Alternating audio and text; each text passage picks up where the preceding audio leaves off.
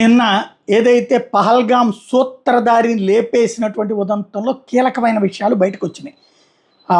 దాని mastermind Suleman Shah alias Hashim Musa వీడిని 3 గంటల్లో సైన్యం లేపేసింది. వాడి జాడను గుర్తించిన కమాండోలు మెరుపు వేగంతో ఆపరేషన్ చేపట్టారు. అర్ధరాత్రి కమ్యూనికేషన్ గుర్తించారు. ఆ తర్వాత ఉదయం ఉగ్రవాదుల కదలికలు నేరుగా చూశారు. అంతే, రాష్ట్రీయ రైఫిల్స్ పారా కమాండోలు అడవుల్లోకి పరుగులు పెట్టారు. ప్రతి నిమిషం ఉత్కంఠ మధ్య 11 గంటలకు ఉగ్రమోకని అత్యంత సమీపంలోకి చేరారు. తొలి కాల్పుల్లోనే లేపు అవతల పడేశారు. ఈ ఉగ్రమోక శ్రీనగర్లోనే అత్యంత ఎత్తైన మహదేవ్ పర్వత పరిసరాలు నక్కినట్టు సమాచారం అందింది. ఇది 13,000 అడుగుల ఎత్తులో ఏడాది పొడవునా మంచుతో కప్పు ఉంటుంది.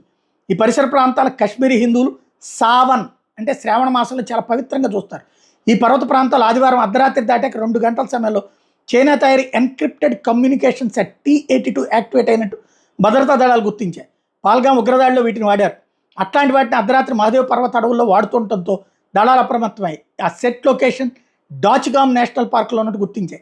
సైన్యం, సిఆర్పిఎఫ్, జమ్మూ కాశ్మీర్ పోలీస్ ఆపరేషన్కి సన్నాహాలు మొదలుపెట్టాయి. ఉదయం 8 గంటలకు దళాలు డ్రోన్ ఎగరవేసి ఆ చిక్కటి అటవీ ప్రాంతాన్ని జల్లెడబట్టాయి.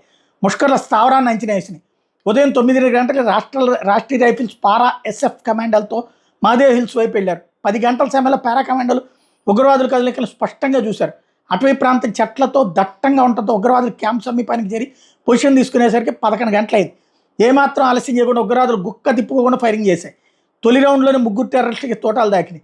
వాళ్ళలో గాయపడి ప్రాణాలతో ఒకడు 11:45కి పారిపోయేందుకు ప్రయత్నిస్తే మరోసారి కాల్పులు జరిపారు. ఎన్కౌంటర్ ప్రదేశం నుండి 2 కిలోమీటర్లు విస్తరణ ఇంకెవరైనా ఉన్నారేమో అని గాలింపు చేపట్టారు. 12:45కి ఉగ్రవాదుల మృతదేహాలు గుర్తించారు. ఉగ్రవాదుల దగ్గర నుంచి అమెరికా తయారీ M4 carbide, AK-47 rifles, 17 rifle గ్రెనేడ్లు, భారీ సంఖ్యలో తోటాలు, ఆల్ట్రాసెట్లను స్వాధీనం చేసుకున్నారు. ఉగ్రవాదులు మరో భారీ దాడికి ప్లాన్ చేసినట్టు అనుమానిస్తున్నారు. మేబీ ఆ కొండ మీద ఇప్పుడు పవిత్రంగా కొలుస్తారు కదా శివుడిది, అక్కడ డిస్టర్బ్ చేయడానికి కుట్ర చేసినట్టున్నారు వీళ్ళు.